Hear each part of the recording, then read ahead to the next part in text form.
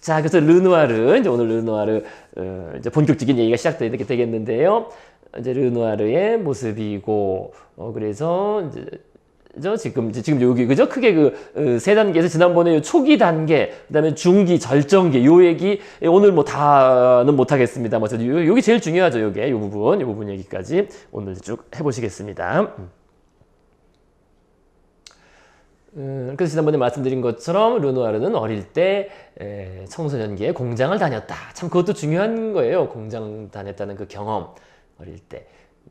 그래서 이렇게 그죠? 이렇게 로코코 그죠? 로코코 그림에 빠져서 어릴 때 모사를 했고 이 사람 저기서 어쨌든 르누아르의 뭐 첫 애인이라고 해야 되나 그죠? 애인 이따가도 그래 나오겠지만요. 근데 그게 이거를 뭐라고 말해야 되나 참 이 돌아가신 분한테 미안한 얘기지만은 이게 르누아르가 이게 헤어지는 바람에 72년대 헤어지는 바람에 그 다음부터 정말 수많은 다양한 여성들을 막 그리게 되는 거예요. 이게 딱 보시면 아시겠지만 그 전까지 자기 애인밖에 못 그리잖아요. 그죠? 그래서 72년도까지는 결국 그런 거예요. 결국 르누아르 그림이 이제 한편으로는 단조롭거나 그랬던 게 이 모델이 하나니까 자기 애인이니까 애인만 그린 거지. 그죠? 참 그런 것도 있어요. 이게 참 이거 뭐라고 해야 되나 이게.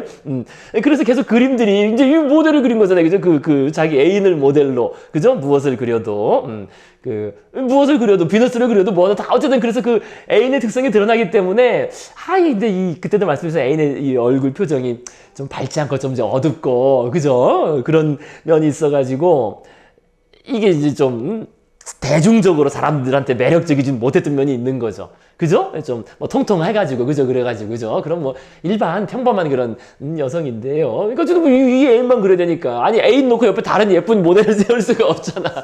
그죠? 물론 돈도 없고 그죠? 돈도 없고 다른 모델을 쓸 돈도 없고 그래서 계속 이제 애인만 그린 거예요. 그죠? 그 애인 다 애인이 모델인 거지 그 애인이. 그죠? 이것조차도 자기 친구랑 자기 애인 가지고 연출하게 했지만 표정이 좀 약간 어둡고 좀 그런 모습입니다. 자, 그래서 어쨌든 요 정도까지가 초창기였고 근데 지난번에 봤던 그림인데 어쨌든 그래서 그 특징 하나가 있어요. 르누아르는 이 말 그대로 어릴 때 공장 다니고 그죠? 우리 산업 공장 다니다가 그림 해가지고 자기가 돈 모아서 자기가 미술학교 등록금 내고 자기가 다닌 건데 사실 대단한 거 어떻게 보면 대단한 거죠, 그죠? 특히 그러던 시절에는 자기가 돈 모아서 미술학교 그것도 그래도 그 에콜드 보자로 최고의 미술학교 나름 들어간 거니까 대단한 거예요, 사실은 이 기술이 대단했던 거죠. 도자기 할 때 이것이. 그러면서 또 자기는 정말 진짜 그림을 좋아했던 겁니다. 한편으로는 그림을 좋아했어가지고 박물관, 미술관 다니면서 계속 모사하고. 근데 한편으로 문제는 뭐냐면 그렇기 때문에 이 깊은 성찰이나 이런 게 없는 거예요. 그죠? 이런 그죠? 내면적인 성찰이나 이런 건 없이 그냥 좋아서 그냥 이것저것 계속 따라 그리던 그런 그림인 겁니다. 그런데 이제 모네와 같이 어려운 시절을 보내면서 또 같이 그림을 그리다가 지난번에 요 정도 얘기까지 했었죠. 그죠? 그리다가 모네가 그러니까 한편 나름 하지만 모네는 나름 자신의 어떤 굳건한 그 방향성, 스타일에 대한 추구, 그죠? 뭔가 새로운 스타일에 대한 추구.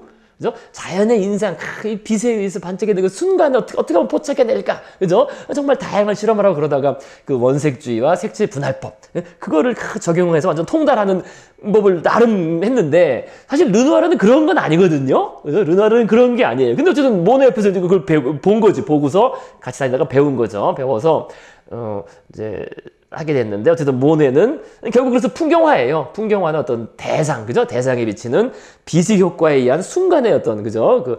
효과를 포착하려고 했던 것이고 르누아르는 이제 사람들에 더 집중하게 되었다. 자, 그래서 이게 지난번에 봤던 것처럼 그러니까 참 이것도 대단한 방법이긴 해요. 그죠? 보면은 별거 없는데 멀리서 보면은 그 빛의 그 울렁거림이 드러나는 그죠? 보면은 그냥 뭐 노란색에다 하얀색 그냥 이렇게 칠을 병렬법 쪽으로 칠해놓은 거에 불과한데 진짜 그렇게 대단한 발견인 거예요, 나름. 그죠? 이 기법이라는 게, 테크닉이. 그죠? 딱 봤을 때는, 이 빛이 울렁거리는 정말 그 빛의 효과. 그죠? 대단한 겁니다. 이게 결국 대단한 건 결국 모네인 거예요, 모네. 그러니까 르누아르는 그 정도는 아닌 거죠. 그걸 보고 배웠지만은, 그죠? 어설프고 그 정도는 아니고, 또 사람 그림자에 더 신경을 많이 썼고 말이죠. 그죠? 그런 식으로, 르누아르는 그 정도는 아닌 겁니다. 확실히, 그죠? 확실히 다르죠? 확실히 이건 뭐 봤을 때 너무나, 그죠? 너무나, 대단한 자, 그래서 저는 모네는 그렇게 자신의 인상주의에 이제 도달을 했고, 그래서 이런 것도 인상주의적이긴 하지만은 붓터치가 좀 그렇긴 해요. 하지만은 결국 로코코적인 그거를 이제 버리지 못했어요, 르누아르는. 그래서 근데 어쨌든 요거는 그때도 말씀드린 것처럼 인물과 풍경의 통합, 요거까지 말씀드렸습니다. 그래서 요걸 또 르누아르는 요게 또 하나의 적으긴 했어요. 항상 뭡니까? 끝까지 자기 말년까지 이 인물과 풍경의 통합을 끝까지 추구했습니다. 끝까지. 근데 그거는 이거의 영향이라고 보시면 돼요. 지난번에 요 얘기 하나 말씀드렸는데, 자, 그래서 지난번에 말씀드린 것처럼 르누아르는 지금 말씀드린 르누아르는 요거 다시 말씀드리면요. 그러니까 인물과 풍경의 통합을 한평생 추구했어요. 끝까지 죽을 때까지. 그거는 계속 이 사람 머릿속에 있었던 겁니다. 그래서 그것이 이 그림. 그래서 르누아르가 자기가 밝힌 바로는 한 7, 8번을 모사했대요. 모사. 이 와토의 이 그림, 이 기테라 섬의 순례 요거를 모사하니까 계속 또 보고서 반복해서 그리고 그 정도로 엄청나게 이제 반복 모사한 그런 그림입니다. 근데 이 그림이 지난번에 이제 그 얘기 끝났었는데, 그러니까 정말 인물과 풍경이 아주 잘 통합된, 그죠? 그러면서도 절묘한 면이 있어요. 요게 우리 나중에 그거 다 반영됩니다. 그거예요. 이거 보세요. 그죠? 이 색깔이, 그죠? 그죠? 이 배경의 색, 그죠? 배경색이 이렇게 쫙 연결되잖아요. 그죠? 이 황금과 여기 연결되면서 이 가운데 이렇게 솟아오르고 이렇게, 그죠? 옷 색깔로. 그죠? 그다음에 옷 색깔이 또 이렇게 모자색으로 되고, 그죠? 이렇게 변하잖아요. 이렇게, 그죠? 변해서 이렇게 되고.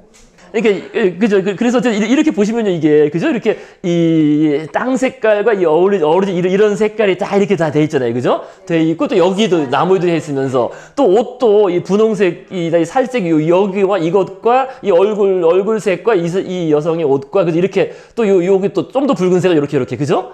이렇게 쫙 돼 있다는 거예요, 이게. 그죠? 그거 천사예요? 예, 천사입니다, 천사.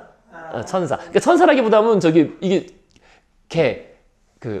뭡니까? 에로스의 화살. 화살 쏘는 애. 예.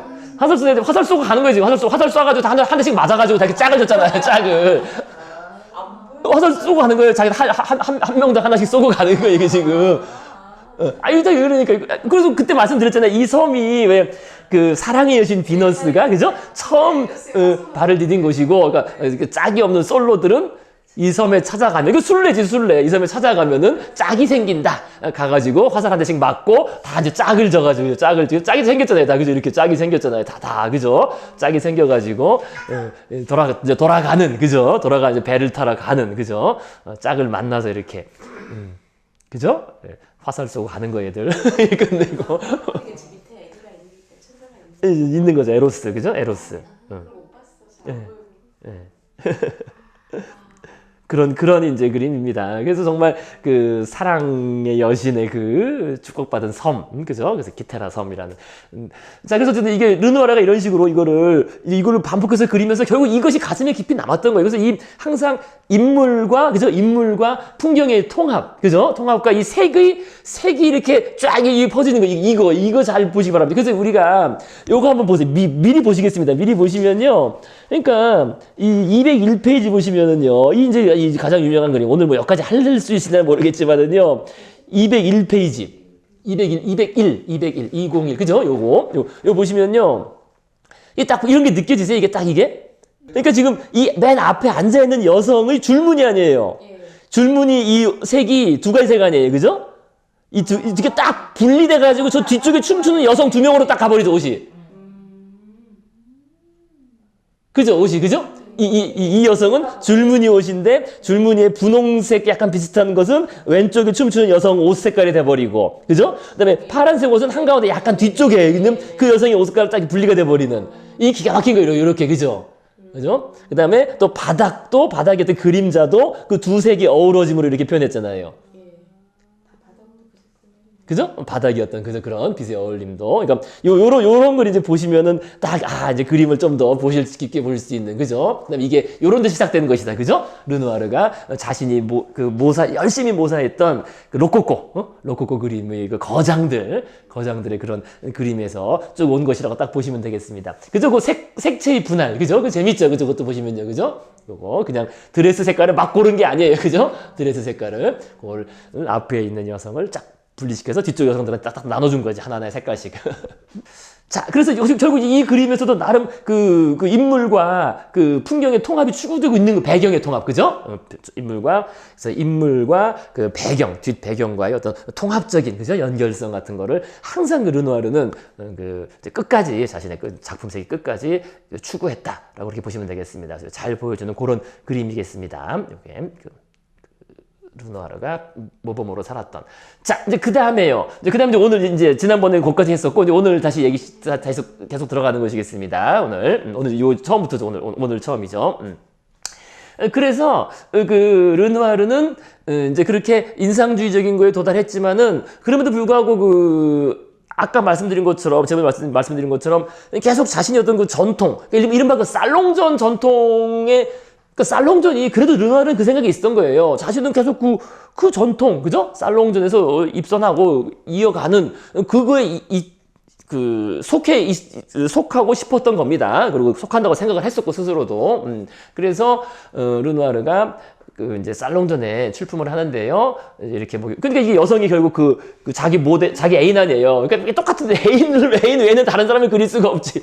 아까도 말씀드린 것처럼 애인 말고 다른 모델 벗겨놓고 그릴 수도 없는 거고, 애인한테 혼나게, 그죠? 그래서 어쨌든 통통한 자신의 애인을 이제 계속 이렇게 그려서 이제 살롱전에, 그죠? 프랑스 프로이센 전쟁이 이제 1870년에 5월쯤에 7월에 일어나는데요. 살롱전은 이제 5월 아니에요. 그래서 그 살롱전에 이 그림을 이제 출품을 합니다. 해서 입선을 하긴 하는데요. 그래서 저도 이 비밀을 못 풀었는데, 이번에 이제 이거 정리하면서 이거 풀었습니다. 이 그림 스타일이, 이게 참 말로 하기 어려운데, 이게 꾸르베 스타일이에요, 이게. 좀 어두우면서도, 그러니까 이게 고전주의는 아니거든요. 아카데미처럼 아카데미의 비너스처럼 깔끔한 그런 그림은 아니고요. 그런 그림은 아니고, 이게 그 꾸르베 여기 쓴 것처럼, 그렇다고 인상주의 스타일도 아니고, 그죠? 이 그림은 새로 도달한 인상주의 스타일도 아니고, 이 꾸르베, 그 당시 특히 꾸르베가 이제 새로 리얼리즘이라고 들고 나와가지고 상당히 영향력이 있었던 새로운 작가입니다, 나름. 낭만제도 대항하고, 근데 꾸르베도 나름 인상주의에 큰 영향을 줬는데요. 여신을 그리는 게 아니라, 그러니까 지금 이거는 여신이 아니잖아요. 딱 봤을 때 이 개가 있다는 것 자체가 이게 뭐냐면, 이거는 그냥, 그죠? 일반 여신이 아니라 일반 사람. 그죠? 일반 그러니까 리얼리즘이라는 거예요. 리얼리즘. 그러니까 실제 사람을 그린, 그죠? 실제 우리 현실에 이뤘던 그린 일단 그 정신이죠, 꾸르베는. 그러니까 그 전에 그렸던 그림은 그렇지가 않죠. 여신을 그린 거죠. 여신. 이거는, 그죠? 그러니까 이게 없으면은, 사냥한 게 없으면은 그냥 사람일 뿐인데, 요거를, 그죠? 사냥한 요걸 그리는 바람에, 이게 디아나, 그죠? 다이아나. 여신이 돼버린 겁니다. 여신, 요거는. 그런데, 스타일은 물론 요것도 꾸르베 스타일이긴 해요, 스타일 자체는. 그런데 지금 보신 요 그림은, 여신이 아니라 그냥, 사람. 그래서 사람이고, 여기 개까지 있는 거 보면, 그죠? 개. 개는 이제 뭐의 상징이라고 그랬습니까? 충성, 그죠? 충실함, 충직함 어떤 상징. 그래서 충직, 성실 그런 거의 상징인 것 같고. 근데 이제 뒤에 좀 묘한 인물이 있어요, 그죠? 이게 남성인지 여성인지 잘 모르겠죠. 그죠? 근데 여러분들 이게 꾸르베의 그림입니다. 꾸르베. 자신의 이제 꾸르베 대선배라고 해야 되나, 그죠? 르누아르의 앞선 한 일가를 이룬 리얼리즘 작가 꾸르베의 목욕하는 젊은 사람의 그림입니다. 그러니까 이게, 그죠? 보시면 얼굴이 닮았죠? 먼저 목욕하는 사람이고, 입고 나중에 목욕한 거고.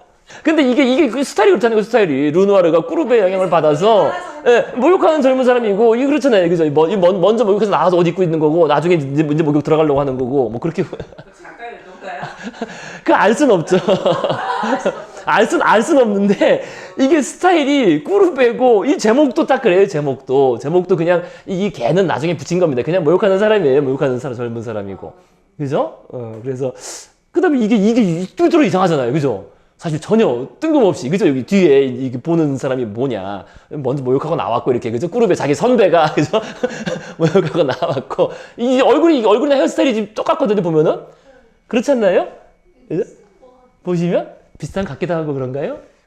자, 그래서 어쨌든 이 스타일 지금 말씀드리고 하자는 게 얘기는 이제 르누아르의 스타일 얘기입니다. 스타일. 그래서 스타일이 이게 어쨌든 뭐 이래요. 꾸르베라는 또 어쨌든 그 자신의 선배, 대가 일가견을 이룬 그 선배를 또 따라간다는 거지. 근데 또 그 다음 그림은 또 달라요, 또. 그 다음 그림 요것도 또 똑같죠. 애인이죠. 그죠? 이게 또 통통해요. 통통한데. 그러니까 애인을 못 벗어나는 거야, 지금, 르누아르가. 근데 이게 지금 그 르누아르의 오달리스크라고. 이게 오달리스크가 뭔지 아시죠? 오달리스크. 네, 응? 오달리스크가 무슨 뜻이에요? 오달리스크? 후궁,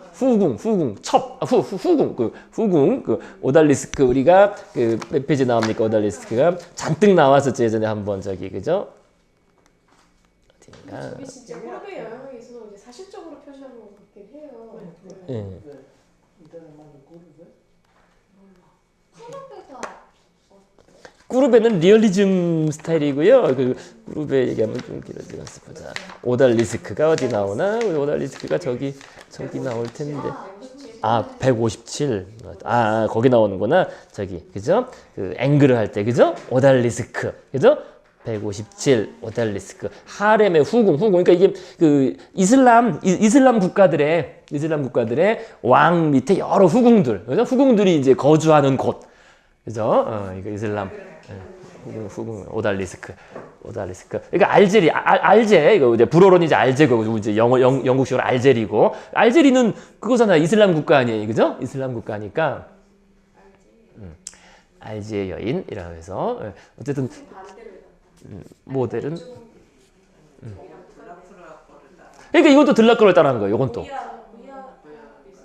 요건 또 외전 들락그로와. 그래서 이제 요거 보시면요.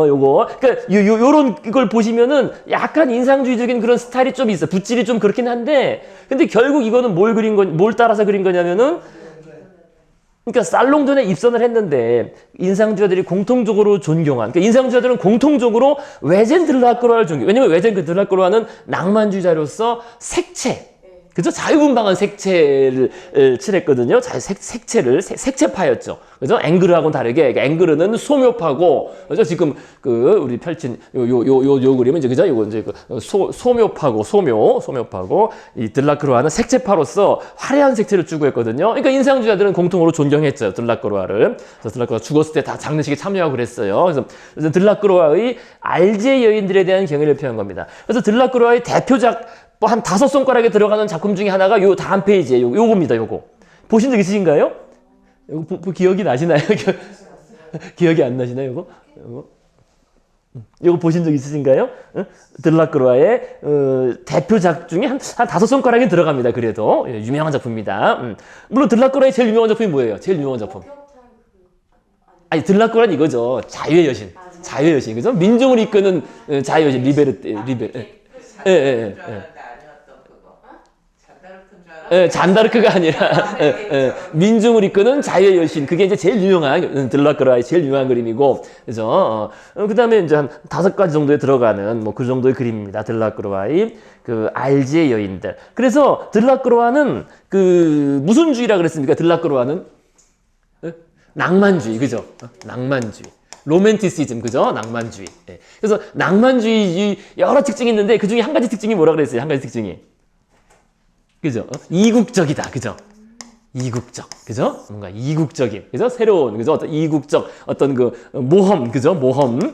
모험적. 그죠? 이런 성격이 있는 거거든요. 좀 기괴한 거, 그죠? 기이함. 그래서 이게 이제 자신의 유럽 문화를 벗어나서 알제리 여행을 하면서 이런 그 알제 여인들. 이거는 뭐겠습니까? 이것도 그 오달리스크죠, 사실은. 오달리스크인데, 그러니까 알제리 지역의 커다란 어떤 그 가문에 그죠? 그 가문으로 다 다스리니까요. 부족, 그죠? 부족. 어떤 커다란 가문이나 부족의 어떤 후궁들이죠. 뭐 궁이라고 하긴 그러거든요. 그 첩들, 그죠? 첩들이 이렇게 같이 모여 사는 곳. 이곳은 그래서 남성은 출입할 수가 없습니다. 원래는 원칙적으로는요. 남성 출입 금지 지역입니다. 자, 그래서 이것이 들라크로와의 알제리인. 그래서 너무너무 유명한 작품입니다. 이 정도 그래도 알아주셔야 됩니다. 그래서 딱 보실 때 이게 얼굴 자체가 알제리 여인들 아니에요. 그죠? 유럽이 서구인이 아니에요. 그죠? 실제로 알제리에 가서 스케치해서 와서 나중에 그린 건데, 그래서 스케치해서 가져온 그림이니까요. 저는 알제리 그런 여성들, 그죠? 알제리 이제. 자, 그래서 요 그림, 그러니까 요거는 좀 다시 앞으로 가시면요. 그러니까 이 그림은 이제 딱 보시면 아시겠죠, 그죠? 저 들라크로와 그거를 그대로, 그죠? 이렇게 경의를 표한 중에 오마주, 그죠? 오마주로 가잖아요. 오마주로 그린 그림이라는 거를 딱 알 수 있겠습니다. 그래서 자기 애인한테 이제 알제리 복장 입혀서. 근데 알제리는 이게 프랑스의 식민지가 되잖아요. 그죠? 그죠? 알제리는 프랑스의 식민지가 되죠. 프랑스인. 자, 그래서 이런 식으로 이게 좀 왔다 갔다 해요. 왔다 갔다 하는데, 그래서 지금 좀 전에 보셨던 것처럼, 1870년 살롱전에 이제 제출해가지고, 그러니까 살롱전이 이때만 해도 이제 슬슬 만해가 나와서 막 난리치고 하는 바람에 기준이 이제 많이 좀 다양화가 됐어요. 다양화가 되고, 많이 뽑혀지고. 근데 그거는 반대로 말하면은 살롱전의 권위가 하락하는 건데, 한편으로는. 그래서 이게 입선했다 그래가지고 뭐 그렇게 크게 이제 되지 않은 거예요. 입선하고서도 입선만 가지고는 안 되고, 그랑프리 뭐 이런 메달을 따야 돼, 메달, 이제는. 그러니까 점점 이제 경쟁이 치열해지는 거죠. 그죠? 아예 그냥 단순히 입선했다고 받아들여졌다. 그러니까 받아들여졌다는 것만 가지고는 안 되고, 메달을 따야 되는, 에만 성공할 수 있는 그 정도 돼야만 그런 수준이 됐습니다. 자, 그래서 어쨌든 입선을 했는데, 이렇게, 이제 전혀 다른 스타일의 그림 가지고 입선한 거죠. 그죠? 하나는 리얼리즘, 하나는 낭만주의, 이런 식으로. 자, 그런데 이제 그 해에 바로 전쟁이 발생합니다. 지금 이렇게 들라크로와 살롱전에 입선을 했지만 바로 그 해, 그죠? 1870년, 그죠? 프랑스 프로이센 전쟁이 발발합니다. 해서 나폴레옹 3세하고 비스마르크, 그죠? 비스마르크. 아니죠? 비스마르크가 이제 쾅 붙어가지고, 비스마르크가 이기잖아요. 한 번에 그냥 날려버리잖아요. 그래서 비스마르크가 이제 승리해서, 프로이센이 승리하는 그 전쟁입니다. 그래서 전쟁이 나니까 어쨌든, 대대적인 징집령이 발발하고, 해서 모네는 영국으로 도망가고, 뭐 이렇게, 그때 말씀드렸습니다. 그죠? 다들 뭐 하고. 근데 르누아르는 뭐 징집돼서 피할 수 없죠. 그죠? 말 그대로 가장 낮은 계층의 사람이기 때문에 도망갈 데도 없고 징집돼서 보르도 기병대에 배치됐는데, 이제 심한 병에 걸리는 바람에 전투에서 열애되어 보르도의 병원에서 지내다가 뭐 그냥 병원에만 있다가 전역합니다. 이런 또 군대 이런 친구들이 있어요. 군대에도 군대 왔다 아파가지고 그냥 그죠? 그래서 병원에만 지내다가 그래서 이제 전역하고서 바로 이제 나와서 그린 그림이에요. 근데 그린 그림인데 여러 가지가 혼합돼 있죠. 약간 그죠? 묘사가 인상주의적이기도 하면서 자신의 어떤 꽃병 그리던 그런 것도 남아 있고, 그죠? 이제 좀 혼합된 그런 그림입니다. 그래도 신기한 거. 예. 크림 안에 크림 2개 있어요. 뒤에. 크림 하나 그리고 이거. 여기 그림이 예. 바람. 예. 부채도 그림이 있고, 그죠? 예. 자기가 했던 거잖아요. 자기가 부채 그림도 그리고 예전에, 그죠? 부채 그림에서 돈도 벌고 꽃병도 그리고 이랬던 거니까요, 자기가. 그다음에 이거는 자기 군대 그런 것 같은 거 약간, 그죠? 그죠? 군대 시절 그린 것 같긴 하죠, 약간. 그죠? 그런 거. 아마 자기가 군대 시절에 이 군대에서 이거 뭐 하겠습니까? 이 연대장 딸한테 그림 가르쳐 줬어요. 그림을 워낙 잘 그리니까, 워낙 잘 그리고, 그죠? 또 그건 있어요. 르누아르가 워낙 이 사람이 착해가지고, 착하고, 또 외향적이었습니다. 상당히. 사람들 잘 어울리는. 그러니까 그냥 스스럼 없이 어울리는 그런 성격이었어요. 뭐 돈이 없어도 그런 거 중요하지 않게 그냥 스스럼 없이 어울리는 성격이었기 때문에 연대장 딸한테 이 그림 가르쳐주고, 또 말그림. 그래서 나중에 말그림도 나옵니다. 말그림도 그리고, 기병대니까요. 말그림도 그리고, 아마 군대 그런 시절에 그린 것 같습니다. 그죠? 제대해가지고 제대 기념으로 그린 것 같은데, 그죠? 제대하고 와서. 근데 이제 문제가 생겼죠. 제대하고 왔더니 갈 데가 없어진 건데. 자, 어쨌든 제대하고 나서 그린 그림들입니다. 이런 것도. 그래서 이것도 모델이 자기 애인 아니에요. 리즈 트레오. 자기 애인. 그죠? 애인을 못 벗어나요. 애는 못 벗어나는. 근데 이 그림도 이제 그냥 그린 게 아니라 그 앞에 자신의 그 리더인 마네. 기억나실지 모르겠습니다. 이 그림 우리 마네 할 때도 나왔었거든요. 이게 이제 빅토린 메랑 이라는 그 유명한 모델 아니에요. 그죠? 그 누워있는 그 모델. 그죠? 빅토린 메랑. 얼굴이 아주 그 사람 쏘아보는 그런 눈빛을 가진 그 모델을 가지고, 그래서 이 여성과 이제 앵무새, 그다음에 이런 뭐 과일 껍질 이런 걸 같이 이렇게 그린 만의 그림인데, 그러니까 이제 이런 걸 좀 이제 보시면 이제 그림 볼 줄 안다는 한 단계 딱 올라가시는 거예요. 딱 보고서 아 이거는 이 르누아르가 이렇게 요거 선배 거를 오마주한 거구나. 오마주, 그죠? 다 그렇게 연결되어 있는 거예요. 그림 뭐 자기 멋대로 그리는 것 같지 않아요. 그린 것 같지만은, 그죠? 나름 마네가 이렇게 그림을 앵무새랑 요거를 그린 게 있기 때문에 자기도 자기 애인하고 이제 앵무새, 그죠? 앵무새로 이렇게 해서 같이 그린 그런 그림이 되겠습니다. 그래서 전쟁 끝나고 돌아와서 그린 그림이고요. 그 다음에 또 이제 이것도 마찬가지. 요거는 아마 전쟁 전부터 시작하는 그림 같은데 전쟁 때문에 그림을 못 그리다가 나중에 완성해서 이제 그린 것 같아요. 아까 그 똑같죠, 그거랑. 그죠? 알제의 여인, 그죠? 아까 그 들라크로와, 그죠? 이 들라크로와가 이렇게, 그죠? 이 알제리 여성이 3명 아니에요, 3명, 그죠? 알제리 여성 3명인 것처럼 고 구도하에서 이 르누아르가 그 살롱전에, 그죠? 살롱전에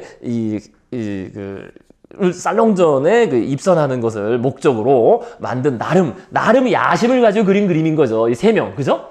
3명 아니에요, 그죠? 3명 구성으로 그렸는데, 이제 그려서 이제 전쟁 후에, 그죠? 전쟁 후에 열린 살롱전에 출품을 했지만, 전쟁은 71년도에 끝나고, 이제 그 다음 이제 살롱전에 다시 열려서 출품을 했는데, 낙선을 합니다. 낙선을 해요. 역시 모델은 리즈 트레요. 이 2명. 이 모델은 잘 모르겠고, 이거 잘 모르겠고, 똑같은 모델이죠, 그죠? 똑같죠? 그죠? 똑같은. 근데 약간 크기가 좀 다르죠, 그죠? 그지? 좀 작고 약간 좀 이게 르누아르가, 그죠? 조금 요거는 아마 그래서 아까 말씀드린 것처럼 전쟁 전에 그리다가 못 그리고 나중에 완성해서 그런 것 같습니다. 근데 요게 원래는 이렇게 그리려던 게 아니라 그 알제리 여성들, 이슬람 여성들한테, 왜냐면은 그 알제리가 프랑스의 식민지 아니에요. 식민지니까 이제 와 있을 거 아니에요. 프랑스에도 알제리 여성들이 와서 살 거 아니에요. 그래서 그 몽마르트에서 거기서 여성들 알게 돼서 부탁을 했는데, 이슬람 여성들이 안 되죠, 이게. 그죠? 이슬람 여성들은. 특히 그 당시는 다 이 두르고 있는, 부르카 이런 거 두르고 있는데, 부르카 두르고 있는데, 해달라고 하니까, 거절당해가지고 할 수 없이 또 자기 애인, 그죠? 자기 애인 이렇게 해서 애인. 그래서 제목이 알제리 복장을 한 파리 여성이라고 이렇게 제목이 붙었어요, 아예. 아예, 그죠? 알제리 복장을 한 파리 여성들. 그래서 몽마르트의 하렘, 몽마르트에서 연출된 그런 하렘이다라는 이제 그런 식으로 그렸는데요. 어쨌든 좀 어색한 게 있어요. 그죠? 벌써 이 크기도 그렇고, 그래서 어쨌든 낙선을 합니다. 낙선을 해요. 어쨌든 이것도 지금 말씀드린 것처럼 외전 들라크로와, 그죠? 경의를 표한 것이겠습니다. 자, 그런데요. 그리고 이제 아까 말씀드린 요렇게 요것도, 그죠? 요것도 살롱전에 출품해서 더 낙선한 그림입니다. 근데 요 그림도 딱 보시면요. 이게 전혀 인상주의가 아니에요. 그죠? 전혀 인상주의랑 거리가 먼. 근데 이것도 마찬가지로 아까 말씀드린, 그죠? 전쟁 중에 기병대 배속되었는데 그때 이제 말 그림을 여러 번 습작하였고 그 습작한 거 이제 가지고 나왔을 거 아니에요. 나와서 이제 그걸 또 바탕으로 이렇게, 그죠? 말 그림. 이것도 어쨌든 리얼리즘 스타일에 사실 따르는 거예요. 큰 틀에서는 리얼리즘적인 스타일로. 근데 어쨌든 말 같은 거 표현을 나름 잘 하긴 했는데요. 전혀 스타일은 인상주의적이지 않은, 그죠? 근데 이것도 낙선을 합니다. 그래서 이제 정리해 보시면요. 그럼 르누아르 스타일이 이렇게 좀 왔다 갔다 하죠. 진짜 왔다 갔다 하잖아요. 그죠? 왔다 갔다 하는 이유가 뭐냐? 그죠? 그건 아까 말씀드린 것처럼 르누아르는 그냥 그림 그리는 것 자체가 좋았을 뿐인 거지. 모네나 마네나 이런 식으로 뭔가 한 가지 방향과 신념, 이런 뭘 해야 되겠다 이런 게 없었던 거예요. 이게 기본적인 르누아르의 성격입니다. 사실 성격. 그래서 이제 요게 실제 일화인데요. 그죠? 그림 그리는 것 자체를 매우 즐거워했던 르누아르. 그래서 1화. 자기가 이제 처음 그죠? 학교에 들어가고, 미술학교, 에콜드 보자르에 들어가고, 그죠? 62년도에 이제 처음 만난 스승, 그죠? 글레르, 이제 그 스승 화실에 다닐 때, 이제 글레르는 르누아르가 그린 그림을 보고서 시큰둥하여 한마디 던졌다. 물감을 가볍게 두드리는 게 재미있었구먼 안 그래? 라고 했더니 르누아르는 대답했다. 그렇다 마다요. 그죠? 즐겁지 않았다면 그렇게 하지도 않았을 거라고 믿어주세요. 이게 뭔 얘기예요? 이게 이제 선생이 말한 의도는 그림을 딱 보다가 야 그렇게 가볍게 두드리면 안 돼. 이게 그죠? 물감을 가볍게 두드리듯이 하면 안 되고 이게 두드릴 게 아니라 두껍게 칠하는 게 이제 기본 이 아카데미 스타일 아니니까 가볍게 두드리는 야 그게 재밌어? 그렇게 하면 안 돼. 이런 얘기를 하려는 건데 그죠? 그죠? 이런 식으로 그리면 좋지 않다. 가볍게 두드리면 안 되고 두드리는 식으로 그리면 안 되고 이런 얘기 하고 싶었는데 그 말 못 알아듣고 그죠? 알아듣지 못하고 자신의 진심에 우러나온 말 그냥 그림 그릇이 너무 재밌다 이 말 한 거라는 거지. 근데 이게 그럴 만도 한 게 자기는 그 전까지 공장에서 일했잖아요. 사실 이게 있어요. 그러니까 자기는 어릴 때 그 공장에서 일하고 이거 간신히 그죠? 집안도 원래 못 살았고 오로지 자기가 이제 입에 풀칠해야 되고 이랬는데 이제 어느 정도 돈 모아서 자기가 이제 그림을 말 그대로 그리는 나름 또 이제 꿈이 있었겠죠. 그 멋진 화가가 되는 그죠? 그것 자체가 너무나 좋았던 거지. 그죠? 그래서 그림 그리는 게 너무나 재밌다라는 그런 말을 그냥 해버린 거지 자기는. 그죠? 그래서 이 태도가 결국 이제 끝까지 간다고 보시면 되는 거예요. 르누아르의 큰 스타일이나 이런 거 인생에 있어서 요게 이제 한 가지 이제 중요한 그 모티브가 됩니다. 그러니까 이게 뭐겠습니까? 여기 제가 좀 오른쪽에 좀 약간 어려운 철학적인 얘기 써놨는데요. 이제 우리가 그 목적과 수단을 옛날에 얘기하면서 이게 좀 기억을 하실 거예요. 목적과 수단. 그러니까 르누아르는 그림 그리는 것 자체를 즐거워했다. 이거는 행위의 결과보다는 과정, 그죠? 과정, 행위 자체를 궁극적 목적, final end, 그죠? 최종 목적 또는 그 자체 목적, 최고의 가치로 추구하는 이런 태도라고 볼 수 있겠습니다. 이게 상당히 중요하죠, 이게, 그죠? 즉 어떤 결과나 보상을 얻기 위한 수단, 그죠? 목적의 반대말이 수단 아니에요, 수단. 그러니까 자기가 뭘 하는 게 이게 수단이 아니라 그냥 그 자체 즐거워서 하는 그 자체 목적이라는 거지. 그죠? 그래서 이게 르누아르의 삶의 동기가 되었다. 그래서 어떤 결과적 보상을 바라고 하는 사람은 과정적 재미에 빠져서 몰입하는 사람을 당연히 길이 없다. 이런 말이 있어요. 그죠? 이게. 그죠? 그러니까 애들 맨날 게임하는 이유가 게임에 빠지니까 사실 이것 때문에 그렇거든요.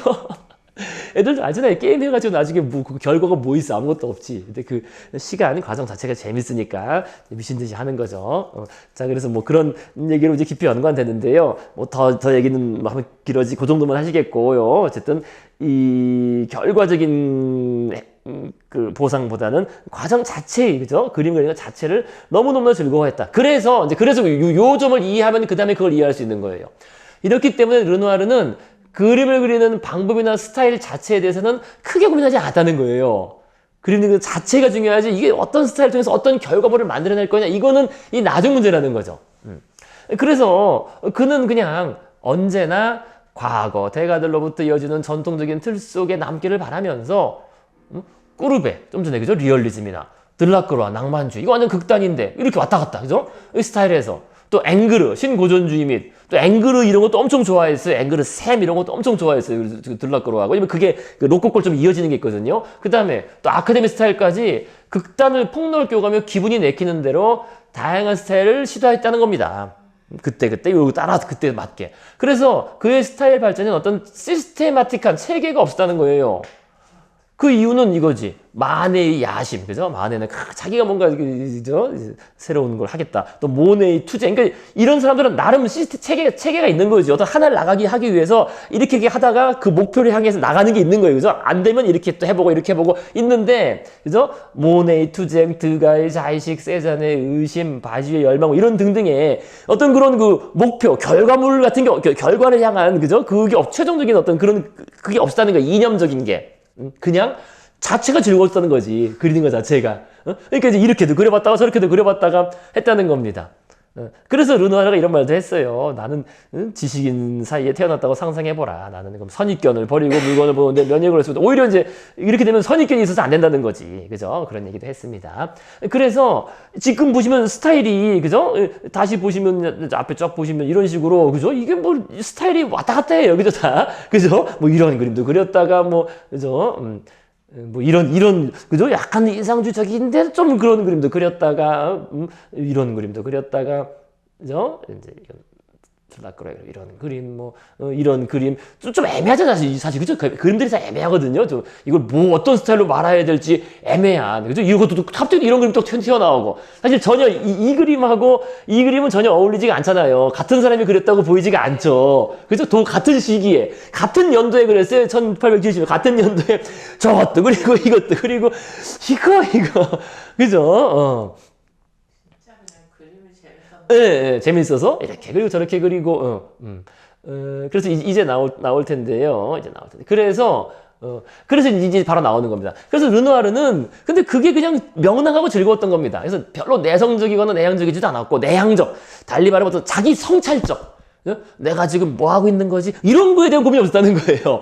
그냥 하는 게 재밌는 거니까. 그래서 극심한 가난에도 불구하고 근심도 없고 명랑했고, 그죠? 오히려 모네 막 도와주고 자기도 먹을 게 없는데도 그렇고 참 황당하죠. 어쨌든 그는 그냥 자신의 작업에서 완전 행복했기 때문이다.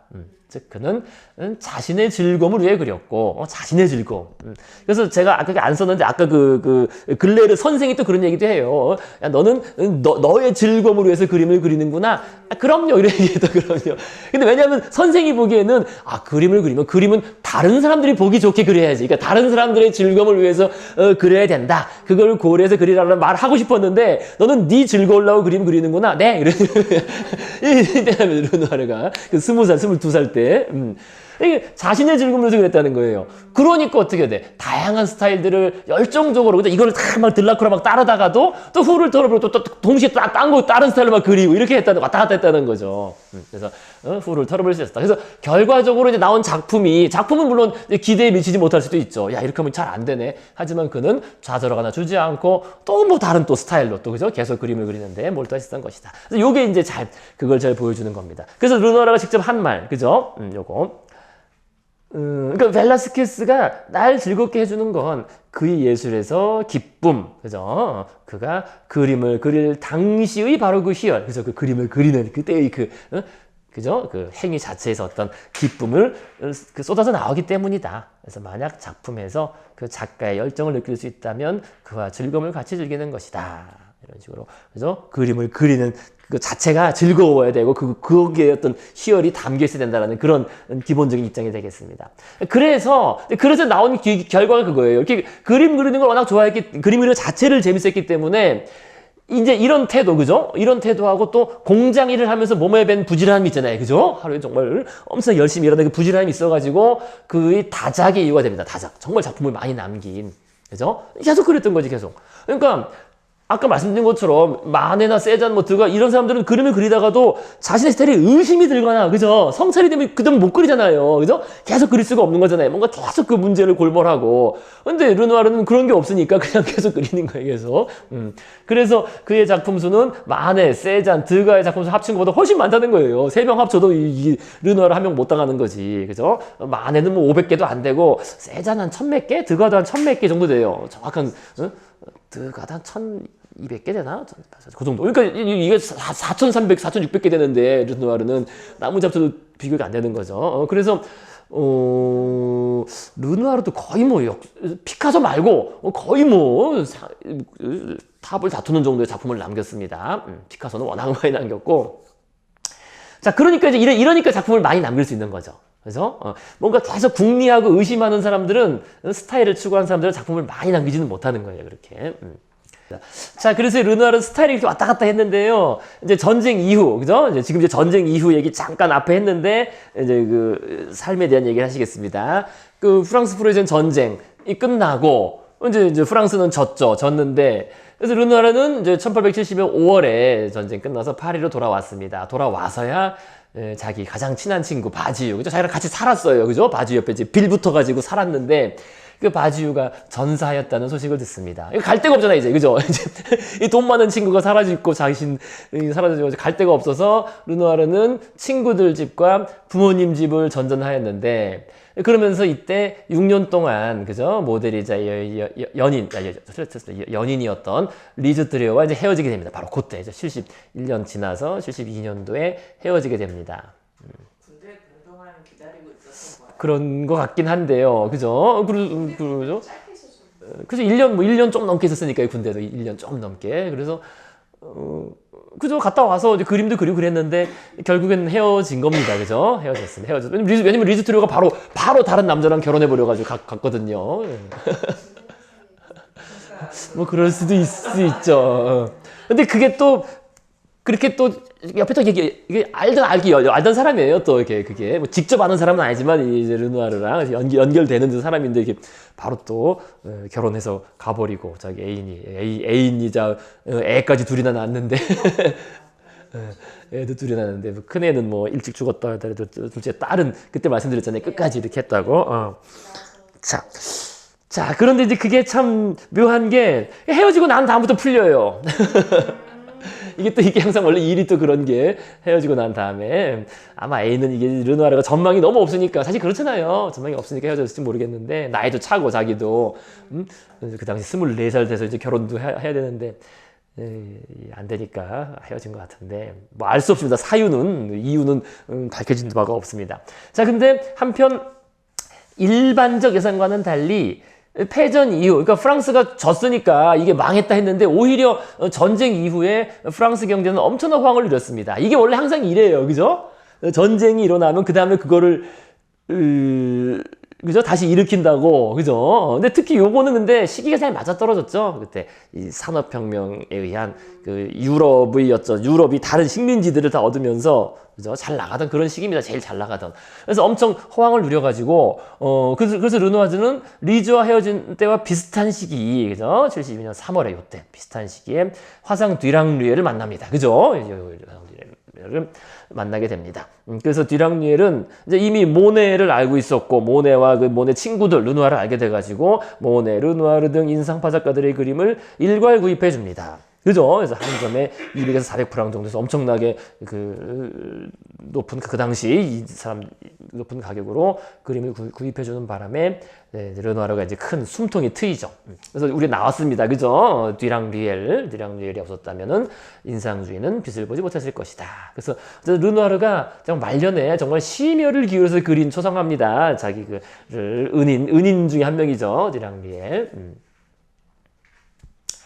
자, 그래서 이제 이때부터 드디어, 이게 참 그래요. 그 애인하고 헤어진 다음부터, 이 삶의 절정기가, 삶의 절정. 르누아르 삶의 절정기. 그래서 그 유명한 몽마르트 시기가 이제 드디어 나오는 겁니다. 그러니까 우리가 몽마르트 하면은, 그 예술가들의 성지 그죠? 이게. 지금은 좀 아니죠? 지금도 좀 그런 게 있나요? 우리나라는 있나? 아직도 우리나라는? 프랑스 하면 예술가들의 뭐 거리, 몽마르트르의 그죠? 그 이미지, 그러니까 실제로 그 유럽에서도 계속 유지가 됐었고요. 그죠? 서양에서도, 그죠? 몽마르트가.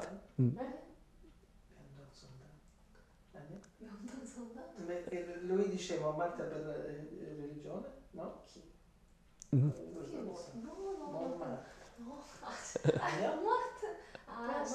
è quello morte. No, non morte. Montmartre è una collina. Sì. Dove? Ok, 그러니까 이제부터 쭉 나올 얘기 중에 중요한 우리가 이제 알아둬야 될 한 가지 비결이 뭐냐면은요. 바로 그 몽마르트르, 그죠? 몽마르트르가 예술인들이 모이는 성지요. 원래 왜 예술인들이 거기 모였다 그랬습니까? 원래 맨 처음에 모인 것은요. 거기가 이제 파리의 변두였기 때문에 화실이 싸다는 거죠. 원래는, 그죠? 처음에는 그 파리 중심부는 비싸잖아요. 그 집세가 비싸니까, 그죠? 아뜰리에를 얻는 값이 비싸니까 좀 싼데거든요. 그 이제 그 변두리에, 그죠? 언덕 위쪽에. 쉽게 말하면 달동네죠. 우리나라 서울로 말하면. 달동네. 언덕 위쪽이 약간 북쪽에 있는 그런 달동네 비슷한 쪽이 집값이 싸고 화실이 싸니까. 화실은 아무래도 좀 커야 되잖아요. 그죠? 그러니까, 그래서 그 임대료가 싸기 때문에 거기에 이제 마네부터 해서 이제 다양한 그 화가들이 아뜰리에를 얻게 돼서 이제 모이게 된 것이고, 그러니까 당연히 그 사람들 중심으로 어떻게 됐습니까? 또 뭡니까? 그 카페, 그 사람들 대상으로 한 카페들이 밑에 생기고, 그죠? 카페들이 생기고, 카페 옆에 또 유흥주점들, 그 유명한, 그죠? 물랑루즈, 그죠? 물랑루즈. 그게 이제 그 밑에, 그게 형성되는 게 그렇게 예술인데. 그 다음에 당연히 거기에는 그 화가뿐만 아니라 화가, 음악가, 배우, 밤무대 가수들, 쉽게 말하면 밤무대 가수들. 왜냐면 싸니까, 그죠? 싸는 북쪽 지역에 싸니까 북쪽에 달동네 싸니까 거기다 모이게 된 거예요. 여기 몽마르트르가. 어? 그래서 이제 예술의 성지가 된 거고 그래서 그 전통이 이어져가지고 나중에 다 뭐 피카소니 뭐니 뭐 다 빈센트 반 고흐니 다 거기 한때 다 거기 살았었어요. 다 거기 와서 그죠? 같이 교류하고 살고 그래서 몽마르트르가 그 예술인의 성지가 된 거죠. 근데 그 시작점이 어디냐? 물론 시작점은 만해부터고 그때부터라고 볼 수 있지만은요. 화실 얻은 거는 우리가 몽마르트 하면 그 상징적인 사람이 르누아르예요. 르누아르. 이게 르누아르. 그래서 이제 결론이 뭐냐면요. 이게 쭉 얘기 가시다 보면 결론이 이렇게 나옵니다. 몽마르트르가 몽마르트르의 이게 이제 몽마르트 박물관이에요. 몽마르트르 미술관. 그죠? 무세 데 몽마르트. 그러니까 몽마르트 언덕 맨 위쪽에 이렇게 쫙 있는 건데 예, 이 몽마르트. 그러니까 이제 이게 1960년에 예, 이게 1960년에 그 프랑스 정부가 야, 이 몽마르트르가 이게 예술가의 성지니까 이걸 딱 이렇게 한 거죠. 기념으로 만든 거죠. 이 몽마르트 언덕에 맨 위에 있는 그겁니다. 언덕 쪽에 언덕에 딱 높잖아요. 높이 아래 쫙 보이잖아요. 그죠? 몽마르트르 언덕 위에 있는 그 이제 일종의 그 성지의 그 중심부죠. 그래서 제가 그 제목을 이렇게 붙였는데요. 예술가들의 성지 몽마르트르 언덕을 대표하는 장소가 된 게 그게 바로 르누아르의 화실입니다. 르누아르의 화실 있던 곳이에요. 그래서 여기 지금 보시면요, 그러니까 카페 르누아르고, 그러니까 르누아르 이게 벌써 자댕 르누아르 아니에요? 르누아르의 정원, 자댕 르누아르. 그러니까 이게 르누아르 화실이 여기 있었고 그 정원이에요, 정원. 그 옆에 끼고 있던 정원. 이게 이제 르누아르 이 몽마르트에서 가장 오래된 건물 중에 하나라고 합니다. 그리고서 요 정원을 중심으로 이제 막 모인 거지. 그 다음에 또 그 뒤에 또 유명한 사람이 그 발라동, 수잔 발라동. 그 주인공이에요. 200페이지에 있는 목욕하는 여인들 맨 위에 있는 그 여인. 맨 위쪽에, 그죠? 딱 이쪽 바라보고 있는 거죠. 금발 여인. 이 여인이 수잔 발라동이거든요. 수잔 발라동. 나중에 그 대표적인 또 자유분방한 예술인을 대표하는 그 이미지. 이제 화가가 됩니다. 화가. 이제 배워가지고 화가가 돼서 뭐 프랑스 사람들은 다들 알아요. 이거 나오고 또 몇 작품이 막 나옵니다. 그래서 수잔 발라동. 근데 말 그대로 자유분방이란 무슨 말인지 아실 겁니다. 자유분방한 그 여성 예술, 여성을 대표하는, 그러니까 남성들도 자유분방하고, 그러니까 예술가들은 다 자유분방한데, 그죠? 그러니까 성적으로 자유분방한데, 그죠? 그 중에 여성 대표자, 수잔 발라동. 수잔 발라동. 근데 이제 예술적으로도 여기 수잔 발라동 아틀레 발라동이 있는 거예요, 이게. 그렇게 다. 그러니까 그 르누아르 어쨌든 바로 그래서 이게 또 르누아르가 이제 중요한 사람이 되는 겁니다. 우리 이제 몽마르트르의 그 중심부에 바로 이제 그 삶을 펼친 거죠. 이제 그게 바로 이제 그 얘기 시작되는 겁니다. 이제 그 얘기가 이제 그 얘기로 가는 거예요. 이제부터. 그래서 이제 그렇게 어떻게 가느냐. 그러니까 이게 지금 파리로 왔는데 갈 데가 없잖아요. 친구 집을 전전하다가 또 자기 애인도 떠나고, 그죠? 애인도 떠나고 이제 완전히 빈털털인데 이게 이제 귀인을 만난 거지, 그죠?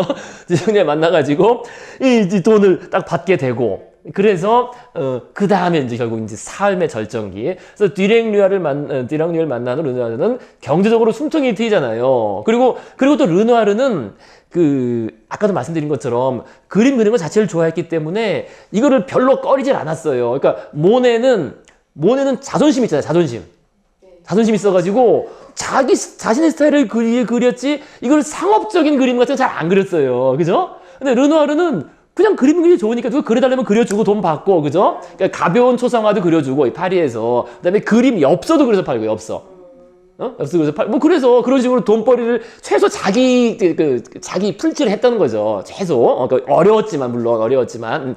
그런데 이제 거기에 듀랑류엘 만난 건 엄청 큰 돈이었던 거지, 자기한테는. 어릴 때부터 가난에 익숙한 사람한테는 이게 엄청 큰 돈 아니에요. 그래서 정말 경제로 숨통이 트인 거지. 트여서. 게다가 이제 애인도 없잖아요. 그럼 나갈 돈이 주는 거지. 이게 또 커요, 이게. 그러니까 이게 참, 앞에 나간 애인한테 좀 미안한 말이지만은, 이게 미술사에서 중요한 헤어진 사건이, 한편으로는. 왜냐면 이게 안 헤어져가지고, 모네는 계속 힘들었잖아요. 한편으로는 어떻게 보면은. 그림도 못 물감 살 돈도 없을 정도로 첫째 부인하고 애 때문에. 근데, 그래도 그 애인이 있을 때는 그 애인까지 이렇게 했어야 되는데 이제 애인이 떠났으니까 애인 줄 돈 가지고 화실 얻은 거지. 이제는 그래서 애인하고 같이 살 돈 대신에 숨통 트이면서 몽마르트에 드디어 이제 그죠 넓은 작업실을 구할 수 있게 됩니다. 그래서 이때부터 이제 몽마르트의 삶의 절정기가 펼쳐지는 거예요. 몽마르트. 그래서 전쟁이 끝난 다음에 파리로 돌아왔던 동료들이 이제 다 돌아오긴 돌아왔었는데. 대부분 이런저런 사정으로 다시 파리를 떠나 있게 됩니다. 물론 주로 경제적인 사정 또는 뭐 그 모네 같은 경우도 그렇고 뭡니까 까미우 피사로도 그렇고 다들 뭐 집안 사정 일 때문에 다 떠나게 되는데 세잔도 자신의 고향으로 가버리고 이렇게 되는데 근데 르누아르는 몽마르트에 남아요. 남는 이유가 사실 그게 있어요. 다른 사람들은 몽마르트도 먹을 게 없잖아요. 근데 르누아르는 그냥 자기가 이런 그림이 없어 그리고 그래서 이렇게 하면서 이제 살고 게다가 큰 돈 받았으니까 뭐 부족함이 없었던 거지 익숙하니까 그죠? 도시의 그 가난한 생활에 그래서 여기 쓴 것처럼 파리에서만이 초상화 주문을 그래도 받을 수 있었고 그죠? 모델을 구하는 것이 용이했으며 그다음에 새로운 회화에 관심을 가진 소장자나 후원자와 연결될 수도 있었던 겁니다. 그리고 결국 이 기회를 결국 어떻게 보면 잡았던 거죠. 그 몽마르트에 있으면서. 근데 르누아르가 워낙 그때도 나왔지만은요, 자연은 예술가를 고독하게 한다. 나는 사람들 사이에 있고 싶다. 그래서 사람들 사이, 사람들을 좋아했던 거지. 그래서 르누아르는 도시 생활의 쾌활함, 태평함, 화려함에 빠져들면서 도시의 건물과 정원, 아름다운 여인들, 그다음에 예쁜 소녀들, 귀여운 아이들을 화폭에 담기 시작. 이때부터 이제 정말 우리가 좋아하는 예쁜 그림들이 막 쏟아지는 거예요. 근데 다시 말씀드리지만 미안하게도 그 애인과 헤어진 결과로, 그죠?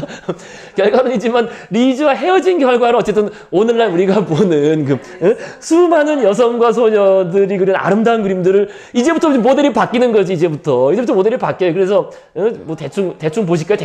대충 보시면요, 이 모델들이 어디 갔지? 이건 모네 아내고 정말 이제 그 아름다운 여성들이 막 나와. 이제부터는 그 애인하고는 다르게 그죠? 정말 아름다운 여성들이 이건 저거고요. 어디 갔어? 이제 주문 이렇게 초상화도 주문도 받고, 그죠? 이런 이제, 그죠? 정말 아름다운 여성들, 그죠? 어디 갔지? 여기 뒤에 좀 나오는구나.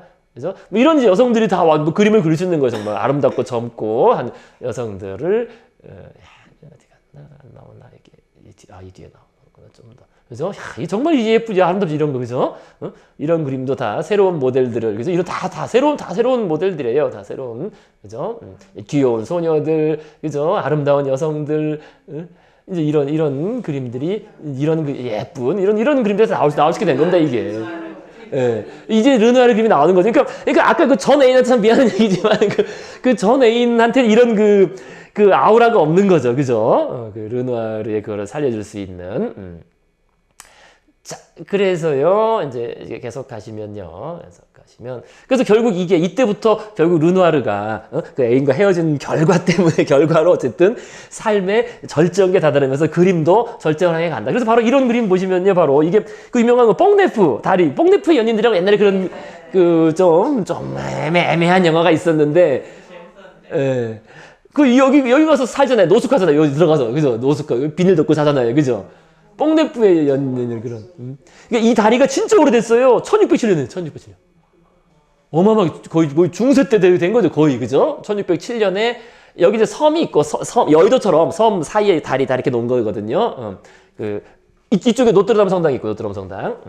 그래서 뽕네프 다리를 이제 그린 그림입니다. 근데 이것도 딱 보시면 아시겠지만 르누아르가 일종의 이제 전쟁 끝난 다음에 어떤 새로운 그죠? 평화로운 그런 도시의 생활을 딱 그린 건데요.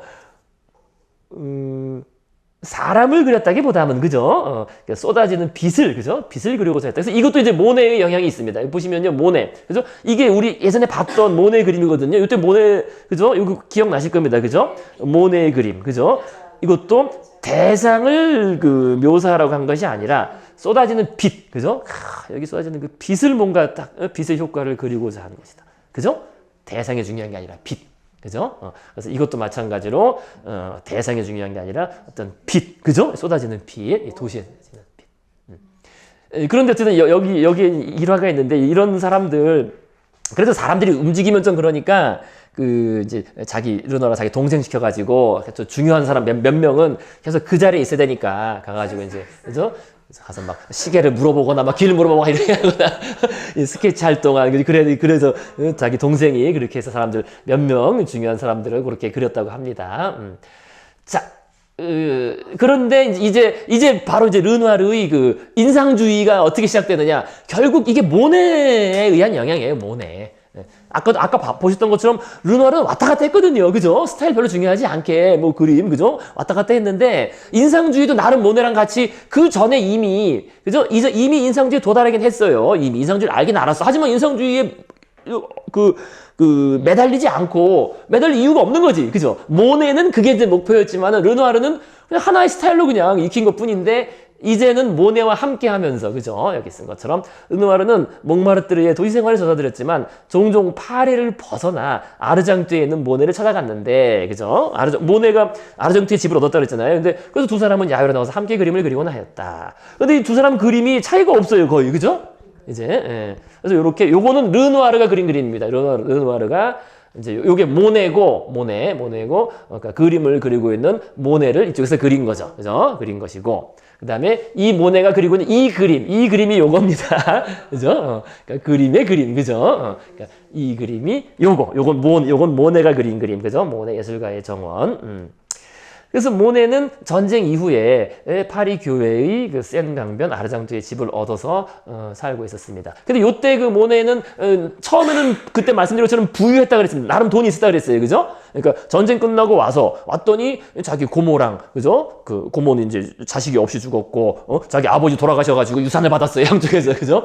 유산을 받는 바람에 아르장뚜에 전쟁 끝나고 영국 도망갔다가 왔더니 이 돈이 생긴 거예요. 그죠? 그래서 처음 1, 2년 동안 상속받은 유산. 그다음에 또 갑자기 디렉누아르를 런던에서 만나가지고 그죠? 디렉누아르이 돈 구입을 해주는 바람에 이 경제적 여유를 가지게 됐을 겁니다. 그래서 딱 보시면 뭔가 여유가 있잖아요. 그죠? 응?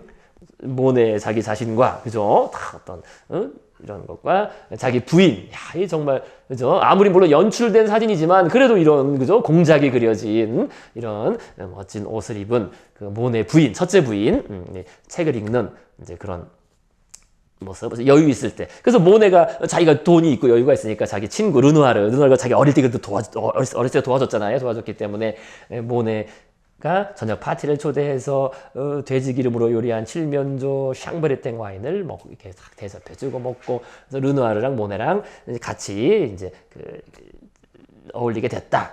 그래서 이제 르누아르가 그린 그죠? 모네의 첫째 부인입니다. 그죠? 그 비련의 주인공. 그죠? 일찍 죽은. 그죠? 어쨌든 가장 그래도 제일 좋았던 바로 그 시절인데 어쨌든 화려한 옷을 입고 있는 이런 그림이겠습니다. 그런데 이제 이 아르장퇴에는 마네도 이제 그때부터 찾아오죠. 그죠? 마네도 찾아와서 마네랑 이제 같이, 그죠? 마네, 그 다음에 모네, 르누아르 같이 어울려서 이렇게 그림도 그리고 이렇게 하는데요. 요건 이제 마네의 그림이고, 요거는 르누아르의 그림입니다. 그죠? 같은 장소에서 그린. 딱 스타일이 좀 다르긴 하죠.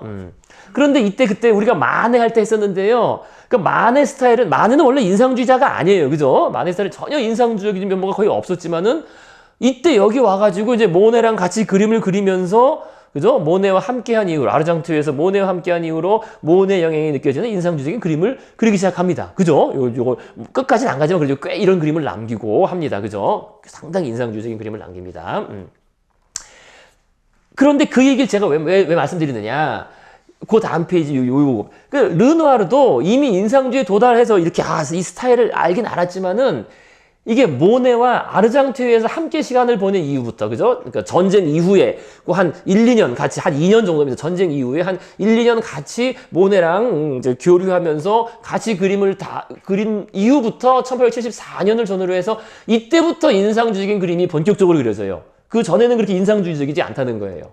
그래서 아까 보셨던 것처럼 르누아르의 그림이 그렇게 인상주의적이지 않은데 이 모네와 함께한 다음부터 이 모네 영향을 사실 받은 거죠. 모네의 그 외골수적인, 그죠? 정말 우직한 그 일관성에 한편으로는 감화됐다. 이렇게 볼 수가 있다는 겁니다. 딱 보시면요. 이게 좀 모네는, 이 르누아르 그린 모네에 초상한데요. 좀 우직한 면이 있어요. 그죠? 다른 거 안 하고, 그때도 말씀드린 것처럼 참, 그 울적한 고슴도치라는 그런 별명이 어울릴 정도로. 그래서 이게 그렇다는 겁니다. 제가 보기에는요. 제가 여러 개 보다 보니까 결국에는 이 굳건한 이게 사회학 책에 나오는 거거든요. 어떤 일관성, 어떤 사람의 일관성이 있으면은 주변 사람들을 감화시키면서 강한 영향을 줄 수 있습니다. 처음에는 이게 좀 약간 얼짱도 안 들어가도요. 일관성을 가지게 계속 뭐 하나를 추구하면은 옆 사람들이 이게 그죠? 그 자체가 큰 감동이나 영향을 받게 됩니다. 그래서 결국 모네는 어려운 상황에서도 결코 자신의 신념을 잃지 않았고, 그죠? 자신의 그 순간의 그 빛의 어떤 인상을 포착하려는 그 시도와 그 스타일을 정말 우직하게 밀고 나가서 일관성을 지켰고, 그래서 결국 모네만이 유일하게 처음부터 끝까지 인상주의자였잖아요. 그죠? 죽을 때까지, 그죠? 그러니까 모네는 그런 면이 있었던 거지. 근데 이게 이랬기 때문에, 그죠? 아르장투에 자기 이제 친구들이 찾아와도 자기는 자기 이제 그 스타일을 굳건히 고집했기 때문에 오히려 옆에 온 친구들, 그죠? 마네나 이런 르누아르가 이제 그거를 보면서 나름 영향을 받은 거지. 영향을 받고서 그걸 따라가게 된 거예요. 그래서 이제 그때부터 르누아르가 본격적으로 인상주의적인 그림을 그리기 시작했다는 겁니다. 이때부터 해서 74년부터 해서 73년, 74년부터 해서. 그런데 이게 잘 안 나와 있더라고요. 문헌에는 르누아르 스타일에 대한 모네 영향이 잘 안 나와 있는데요. 그래서 제가 보기엔 르누아르가 이게 독자적으로 한 건 결코 아닙니다. 모네 영향이 없었으면 르누아르는 그냥 이렇게 저렇게 그려나갔을 거예요. 계속 다양한 스타일로. 근데 모네 때문에 이때부터 한 10년 정도는 그죠? 10년도 안 됩니다. 10년도 안 되는 한 7, 8년 동안은 이 모네 스타일의 인상주의를 자신이 이제 스스로 쭉 그 길을 밟아 나갑니다. 자, 그래서 이런 거 보시면 야, 정말 대단하죠. 그죠? 그래서 진짜 꽃 그림보다, 그러니까 이 초기 꽃 그림에는 르누아르가 그 자신이 도자기 그림 그리던 게서 아주 세부 묘사를 많이 했는데, 이제는 세부 묘사보다는 도자기나 이런 건 세부 묘사보다는 그 광채, 그죠? 광채를 더하는, 그죠? 실제 꽃보다 훨씬 더 빛나는, 그죠? 빛나는 그런 광채를 더하는 인상주의적인 색채 효과. 야, 이런 꽃 보세요, 그죠? 그 오히려 빛의 효과를 그린 거잖아요, 색보다는, 그죠? 훨씬 더 빛나는 이런 대단한 예쁜 그런 그림을 그리게 됩니다. 이제 결국 모네의 스타일을 이제 자기화로 시킨 거죠, 모네 스타일을. 그런데 이제 이 그림이 어디서 나온 거냐? 지금 보시면 아시겠지만 제1화 인상주의 전시회. 그래서 요건 그때 말씀드린 것처럼 73년을 지나면서 경제가 다시 침체되고 이제 뒤랑뉘엘이 부분 파산하고 어려움을 겪으면서 구입을 중단합니다. 그래서 다시 어려워지고, 그다음에 살롱전에서는 이제 당선되거나 크게 이름을 날릴 희망이 보이지 않고, 그래서 이때도 결국 이 핵심 인물은 그래서 결국 모네인 거예요. 모네가 이걸 사실 처음으로 시작을 한 겁니다. 원래 요 때부터 이 독자적인 전시회라는 것. 모네는 그 자신의 목표가 있었던 거죠. 기존 아카데미 스타일하고는 다른 새로운 뭔가 미술을 우리가 할 수 있다라는 그 신념을 밀어붙인 거죠. 그래서 모네는 죽은 바지유와 함께 1867년에 마음에 품었던 요건 요때 나옵니다. 요 자료예요. 그때 바지유랑 이렇게 하기를 한번 해보자 했는데 이걸 우리가 결국 해야 된다 해서 주장을 해가지고 모네가 주장을 하고, 그래서 동료들이 뜻을 함께 하면서, 그죠? 이제 경제적으로 어려워지니까 우리 스스로 이제 이 전시회를 개최해서 스스로 알리고 우리 스스로 그림을 판매하자. 제값을 받고 판매하자. 그래서 이 사람들이 모여서 처음으로 74년도에 제1회 인상주의 전시회가 이제 개최가 되는 겁니다. 이건 앞에서 말씀드렸습니다. 우리 모네 하면서. 자, 그래서 요것이 이제 바로 이렇게 그 1회 인상주의 전시회에 출품된 그 르누아르의 작품입니다. 그래서 상당히 이제 인상주의가 시작되는 거죠. 르누아르의 인상주의가 제대로 된 인상주의가 74년경부터. 그래서 이 그림, 요거에 지금 그래서 이 제1회 인상주의 전시회의 르누아르 작품들을 보시겠습니다. 요게 이제 그 유명한 그림이잖아요. 요것도 유명한 그림입니다. 그죠? 르누아르가 그린 그 이제 극장의 특별석이죠. 왜 극장 보면은, 그죠? 이렇게 이제 오페라 양쪽엔 특별석, 그 칸막이가 있는, 그죠? 극장의 특별석에 이렇게 있는. 물론 이제 모델을 쓴 건데요. 근데 이 작품도 르누아르의 대표작 중 하나로 꼽힙니다. 대표적으로 꼽히고요, 이 작품도. 그래서 보시면 이 옷 표현이나 이런 게 이게 벌써 딱 인상주의적이에요, 그죠? 그러니까 아카데미 스타일로 세세하게 묘사한 게 아니라 그 순간의 어떤 인상을 표현한 그래서 여성 모델은 리니 로페즈라는 뭐 나중에 이따 나올 그런 사람이고요. 그죠? 이 남성 모델은 이제 자기 동생 자기 동생 르누아르의 동생 에드몽 르누아르를 쓴 겁니다. 근데 이 극장이라는 게 이게 이제 많이 나오잖아요. 우리가 앞으로도 많이 나올 겁니다. 극장 이 테마가 그죠? 이게 왜 그러냐면은요. 19세기 후반에 그죠? 19세기 후반 프랑스에서 극장에 가는 것은 상류층에겐 아주 중요한 행사이자 사교 활동이죠. 그죠? 일요일 날 오후나 저녁에 극장 가는 거는 이게 이제 그 부르주아들한테는 이게 진짜 중요한 행사예요. 그죠? 그러니까 그 전에는 이제 교회를 갔었겠죠. 그죠? 물론 교회도 뭐 갔겠지만은요. 그죠? 교회 가는 게 사실 중요한 행사 아니에요. 행사이면서 가족 데려가서 교회 가서 이제 다른 이제 가족들하고 만나고 사교하는 그 중요한 사실 행사잖아요. 그죠? 교회가. 그런 의미가 더 크죠. 사회적인 의미가. 그죠? 뭐 종교적인 의미도 있지만은요. 그죠? 그게 이제 중요한 행사인데. 그죠? 근데 이제는 그게 바뀐 거예요. 그죠?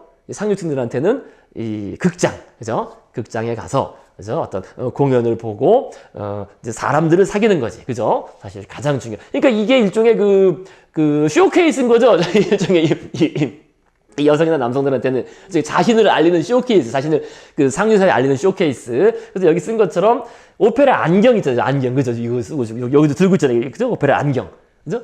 안경 가지고 이렇게 원래 이거는 뭡니까? 오페라 안경은 무대를 자세히 보면서 관람하기 위한 거잖아요. 무대가 이제 멀리서 안 보이니까, 그죠? 무대를 이렇게 관찰하면서 배우들 보고 보려는 거지만은 사실은 사람들을 자세히 관찰하기 위한 거죠, 그죠? 이게 제일 중요한 의미죠, 사회적인 의미, 그죠? 지금 딴 객석에는 보고 있잖아요, 그죠?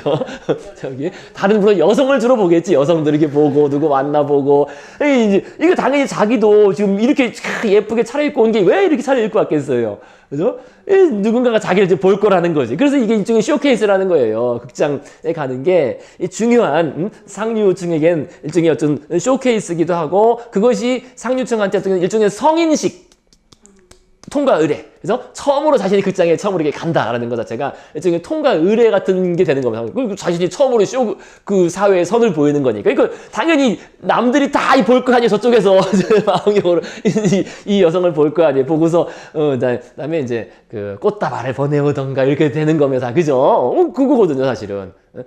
그래서 극장에 가는 것은 너무너무나 중요한 그런 행사가 되겠습니다. 그래서 이게 이제 쭉 이어지는 그런 흐름이 있죠. 그죠? 그래서 그 전에는 교회였는데, 그죠? 교회를 대체하는 그런 일종의 20세기, 19세기 후반, 특히 프랑스에서 그런 행사가 됐다. 그죠? 그리고 이제 이 극장이라든지 아니면 그 음악회. 그죠? 음악회 사실 이렇잖아요. 음악회도. 그죠? 음악회도 그게 가서 뭐 베토벤, 바그너 이런 게 듣는 게 음악을 듣는 것도 있지만 그거 자체가 일종의, 그죠? 사교행위이자 일종의 지위의 그 유지를 위한 일종의 의무적인 행사가 되는 겁니다. 거기에 갔다는 것 자체가. 자, 그래서 여기 이제 반복적으로 테마로 나옵니다. 요 시기 그림이에요. 그죠? 이 오페라 극장의 특별석이. 자, 그 다음에 이제 우리는 르누아르가 제 1회 인상주의 전시 출판 이 두 작품, 초상화를 보시겠는데, 이게, 그러니까 이쪽은 그래서 말레 복장을 한 것이고 이쪽은 그냥 파리의 그 당시 유행했던 그런 옷입니다. 그죠? 유행했던 옷. 이렇게 엉덩이 쪽에 올라간 이런 옷. 그래서 이 두 그림의 모델은 당시 단역 배우였던 앙리에트 앙리루라는 17세 여성인데요. 하지만 핵심은 이 인물이 아니에요. 이 경우에는. 이게 모네의 영향이에요. 모네의 영향으로서 핵심은 인물에 있는 것이 아니라 아카데미 스타일과는 다른 이 드레스 표현입니다. 그래서 이게 딱 보시면요. 뭐 좀 약해 보이거든요. 이게 어떻게 얼핏 보면 인물이나 인물화라든지 이런 걸 보기에는 이 두 그림이 좀 약해 보여요. 그죠? 그렇게 강인한 인상을 주지 않거든요. 근데 왜냐면 이게 포인트가 인물이 있는 게 아니라 이 모네를 따라서 이거 있는 거예요. 이 옷 드레스에. 그래서 일단 보시면요. 일단 먼저 아까 말씀드린 게 뭐냐면은 이 인물과 그 배경의 통일. 그죠? 이게 좀 그런 게 있습니다. 그죠? 인물과의 배경의 통일적인 그런 요소가 있어요. 색채 효과 그렇잖아요. 색채 효과. 그죠? 배경의 색채가. 자, 그 다음에 이제 제가 아까 상세 표현을 한번 보세요. 이게 참 기가 막히게 보면 볼수록 그러니까 이 르누아르의 어떤 기교적인 절정을 볼 수 있어요. 이 테크닉적인. 이 보세요. 이 치맛자락을 그렸는데 이게 좀 잘, 그죠? 잘 보이실지 모르지만요. 정말 대단해요, 이게 이제 배경과 혼합돼가지고, 그죠? 치맛자락이 배경과 통합되면서 안개처럼 거의 실체가 없는 듯, 그죠? 거의 실체가 없는 이게 표현되어 있거든요. 요걸 보니까 좀 다르긴 한데, 조금 더, 그죠? 우리 컴퓨터 화면이나 다른 거를 보시면 조금 더 이것이 엄청난, 얼마나 뛰어난 표현인지 아실 수 있을 겁니다. 그죠? 이게 정말 인상주의적으로, 그죠? 순간에 그죠? 펄럭이는 그 순간을, 정말 실체가 없는 정도, 그러니까 정말 달라요. 아카데미 스타일하고는. 또 그다음 마찬가지로, 그다음 이 드레스 표현도 이게, 그죠? 이 배경과 뭔가 통합적인, 그죠? 보라색 이런 걸 통합시키면서 이 드레스 표현했는데, 여기서 핵심은 이 빛이에요, 빛. 그죠? 빛. 이렇게 딱딱, 이 빛으로 포인트, 이 빛, 그죠? 빛이 이렇게 비치고 있죠. 딱 그 빛이. 그죠? 빛이 비치는 이런 모습들. 딱, 그것이 이제 포인트가 되겠습니다. 빛, 그죠? 빛 자국들이죠, 빛, 그죠? 빛으로 빛나는 그 부분들. 자, 그래서 한편으로는 사실 어떻게 보면 이게 일반 사람들이 야, 이게 더 뛰어나다고 볼 수도 있어요. 그죠? 진짜 이거는 뭐 사실 타의 추종을 불허하는 표현입니다. 사실은. 그죠? 이거 앵그르, 그죠? 그리고 우리 유명한, 그죠? 장 도미니크 앵그르는 그 다비드를 계승한 신고전주의 적통으로서 이제 결국 이 작품이 살롱전의 그 전범, 이게 기준이에요. 그죠? 살롱전에서는 그때 말씀드렸죠. 살롱전의 핵심 그 평가 기준은 이 표면의 그죠? 표면의 처리라고 했습니다. 표면의 그래서 정말 이거는, 야, 이건 저 타의 추정 불합니다. 이게 어떻게 이런 걸 이게 표현, 그죠? 이거는, 이 사진보다 더 뛰어나요, 그죠? 만지면 종이가 아닐 것 같아요. 정말 대단하죠, 그죠? 이런 이 레이스랑 이건 뭐, 그다음에 이것 보세요, 이거 의자 이것도, 그죠? 야, 또 뭐, 대단하죠, 그죠? 어쨌든 그래서 이것이 그 모범으로 삼는 아카데미적인 드레스 표현이잖아요. 이게 사실 정말 있는 그대로, 그죠? 정말 진짜처럼, 그죠? 진짜처럼 표현은 이게 아카데미적 표현인데, 하지만 다시 가시면 이 인상주의적 표현은 다르죠. 그죠? 그 순간의 인상, 그죠? 빛이 딱 비치는 그 순간의 흔들림을 딱 인상적으로 잡아서 포착하려고 하는 그런 시도라는 겁니다. 그래서 분명 이게 스타일이 완전 다른 거예요. 완전 다른 스타일인 걸 알죠. 이런 것 같은 경우, 그죠? 완전히 다른. 그래서 이거는 뭐 있는 그대로 그린 게 아니라 그 순간에 흩날리는 그 순간을 바로 포착해서 그린 거잖아요. 그죠? 드레스가 포착하는. 그러니까 이게 좀 밋밋해 보여요. 그래서 이거 뭐 없으니까 뭐야 어디까지인지, 그죠? 좀 그런데 이것도 이쪽에서는 그렇고 빛이 비치는 이런 측면에서. 자, 그래서 근데 어쨌든 이렇기 때문에 그 당시 사람들은 이제 이런 것만 보다가 이런 거 보니까 야, 이거 뭐 그림이냐, 그죠? 그리고 이제 특히 그 다음 거 요것도 제 1회 인상주의 전시회 이제 하나를 풍경을 냈는데 이런 걸 보고 나니까 이거 평론가들에게 이건 뭐 미완성의 어수선한, 그죠? 이게 좀 미완성이 어수선하게 뭐냐 이거, 그죠? 야, 이렇게 뭔가 깔끔해야지 뭔가 이거 뭐 어수선하게 뭐, 그죠? 뭐 그리다 만 것처럼, 그죠? 이렇게 된 거냐? 근데 이제 그 인상주의자들은 그 순간에 근데 이건 정적인데 인상주의는 좀 동적이라면 좀 달라요. 동적이라는 면이. 그러니까 그게 근데 그때도 모네가 말한 것처럼 근데 잡기 어려운 목표라는 거예요. 쉽지 않다는 거죠, 사실은. 쉽지 않다는 겁니다. 이것도 뭔가 그 순간에 사람들이 수학하는 사람들의 순간의 모습을 딱 포착한 거라고 하는데요. 사실 쉽진 않죠. 그죠? 그래서 상당히 미완성의 정말 어수선한 그림으로 보이는 건 당연합니다. 그죠? 자, 그래서 어쨌든 르누아르는 그렇게 이제 르누아르가 그 얘기만 하고 정리하시겠습니다. 르누아르가 그 첫 번째 애인하고 헤어져가지고 이게 참 중요한 얘기인데 헤어져서 몽마르트에 딱 자리를 잡고 그 다음에 1회, 2회, 3회 인상주의 전시회를 하고 르누아르는 딱 거기까지 참여합니다. 근데 그게 사실 인상주의 전성기예요. 그리고 그때 우리가 아는 그 유명한 작품들을 다 만들어내고 몽마르트르가 일종의 예술가의 성지의 그 한가운데 자리 거기에 르누아르의 화실이 있었다. 그죠? 그래서 그렇게 몽마르트가 그리고 화실뿐만 아니라 거기에 이제 사람들이 모인다는 게 중요해요. 화실만 있으면 뭐 합니까? 사람이 모여야죠. 근데 그 사람들이 모이게 한 게 그 르누아르의 화실이었다는 게 화실과 그 정원이 중요해요. 정원에 대한 사람들이 모이는 거지. 화실에 어떻게 사람들이 다 모이겠어요, 그죠? 자, 그래서 몽마르트가 예술의 성지가 되었다. 그래서 그 역사가 숨어 있다는 거죠. 르누아르한테는. 자, 오늘 여기까지 수고 좀 하셨습니다. 네.